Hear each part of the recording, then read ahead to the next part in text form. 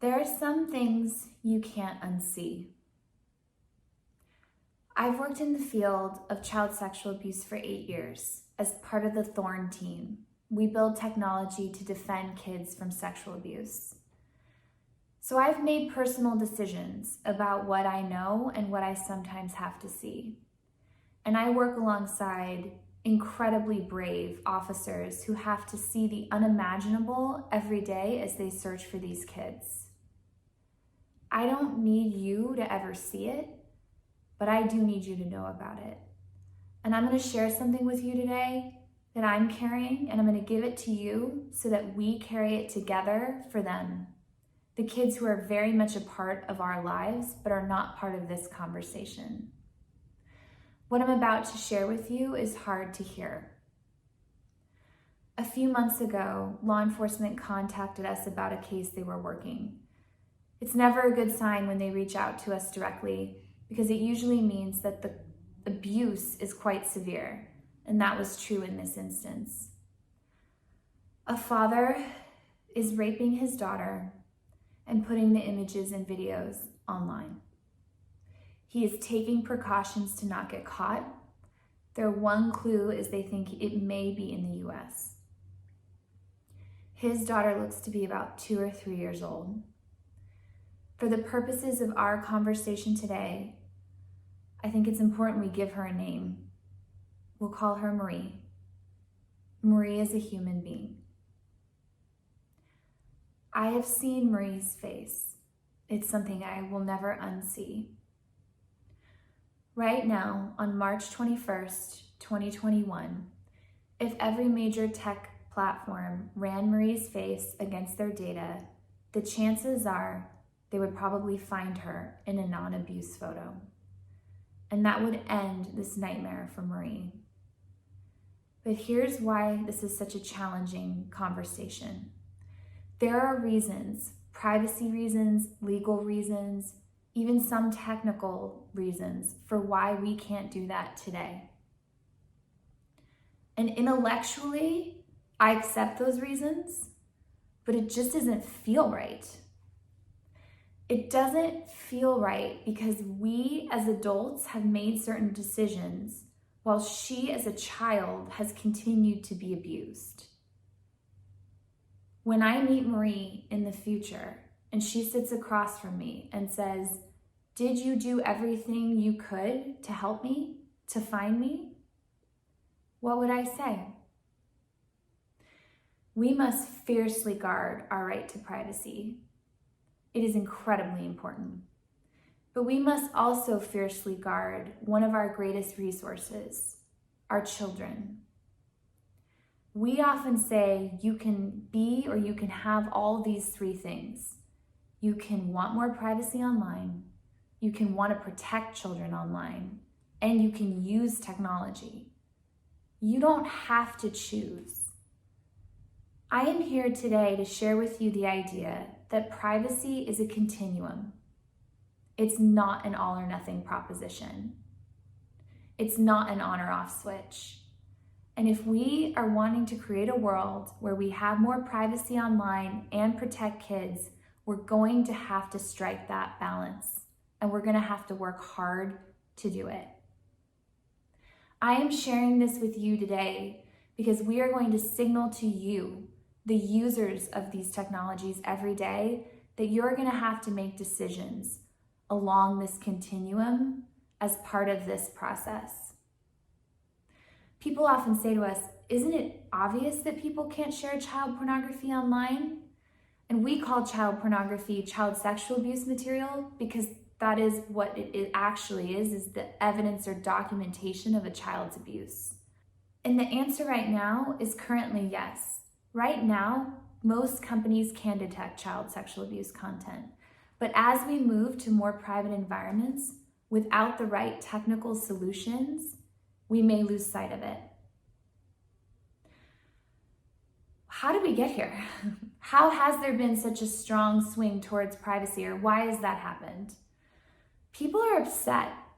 Our privacy has been violated, and we've seen that play out in so many ways in our lives over the last few years.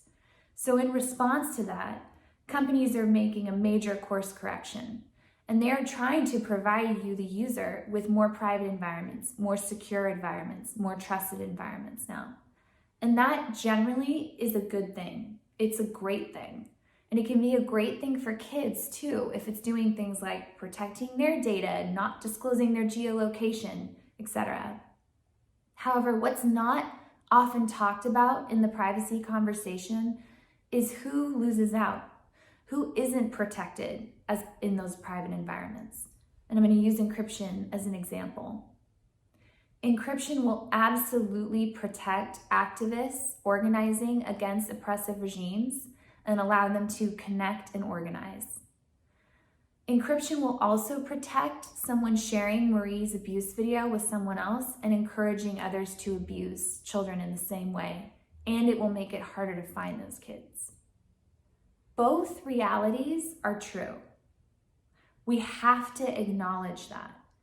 Instead of trying to only highlight one or the other, we're gonna have to be smarter than that, and we're gonna have to find that balance where we can protect both. That's the goal. What's interesting about this conversation is that defining children's rights often lags behind that of adults, and you see this in history. A friend of mine who's a human rights lawyer said to me a few years ago, privacy is not always inherently good for children. And I thought about this more. Children are often abused in private spaces. Thinking back on the days where child abuse was something that happened in the home that was for the family to figure out and not discussed out in public. In fact, it wasn't until the 1960s here in the US when Dr. Henry Kemp published a medical paper called The Battered Child, which included x-rays that demonstrated what physical child abuse looked like on child's bodies, that we started to use the term child abuse in conversation. Before that, it was thought of as uncommon and not a regular issue. Mandatory reporting laws here in the United States, so when doctors, teachers, caregivers, social workers are asked to and have to report suspected child abuse, didn't come into place until the late 1970s here in the US. This is a relatively new field of defining children's rights separate of their parents. And decades later, as we've made progress on this front, we're gonna have to do it all over again in defining what children's rights are in the online world. And the really scary thing is, we're really far behind. 2020 taught and showed us so many things. But one of the things it made clear is that children are living on the internet. We saw a 97% increase in online enticement reports last year to the National Center for Missing and Exploited Children. Online enticement is when an adult will befriend a child and either groom them to perform a sexual act, to extort them for a naked photo, or even to groom them to meet up in person to abuse them. So we saw an uptick in these reports last year. At the same time, because children weren't out in the physical world, mandatory reports went down because kids weren't seeing doctors, teachers, social workers, coaches, other parents who might be able to report suspected child abuse. So as kids became more isolated in the physical world, they also became less protected in the online world. That's a pretty dangerous combination. So how are we going to do this? How are we going to define children's rights, and how are we going to hold them equal to everyone's rights online and strike that balance between privacy and child protection? Well, first, we're going to need innovation. Technology is a major character in this story. And again, I'll use encryption as an example. Right now, most companies can and have been successfully detecting child sexual abuse content on their platforms because they are not encrypted. what's happening now is as companies move towards more private environments, we're concerned that we might lose sight of that abuse. You'll actually see this play out in conversation between abusers where they'll say, don't go to X platform and try and groom a child there. It's not secure. You will be caught. Isn't that what we want? Don't we want the internet to be a hostile environment for this kind of abuse? So as more environments move towards encryption, companies will no longer be able to detect child sexual abuse material. And this is where we're really concerned. An example of this is Facebook. They have been a super reporter for years. To their credit, they've looked for it, they've found it, and they've reported it. They had over 20 million reports to the National Center for Missing and Exploited Children last year. When Facebook encrypts Messenger at the end of this year, close to 70%, or what they estimate to be around 70% of those reports, will no longer be able to be seen. That's scary. It's also really important to mention that there are companies who've been encrypted who have never searched for this content. So how are we going to solve this? What is the solution? Well, it's a technical problem, it's a policy problem, it's really just a good old-fashioned problem that needs smart people to come together and figure out the answer. And the good news is there are technologists and policymakers all over the world who want to solve for this. If we are about to have a hotel orbit around the moon in a few years' time, we created 5 vaccines in under a year to fight a global pandemic, we can absolutely figure out a way to surgically detect child sexual abuse content in encrypted environments or in private environments. The answer is not don't encrypt. The answer is we're going to have to work harder to make that private environment safe for everyone. The second thing we're going to need is you listening. Where do you fall into all this? Where do you come into play? Well, as I mentioned before, we all want more privacy online. And we saw this play out in market research that we did last year where we asked a swath of Americans, do you want more privacy on the internet? And the vast majority said yes. What was really interesting is as you dive into how that actually plays out in real life, there's a disconnect between wanting privacy and realizing what that means. So we would also ask people about encryption. Only 10% responded saying they knew a lot about encryption, 24% with very little or somewhat.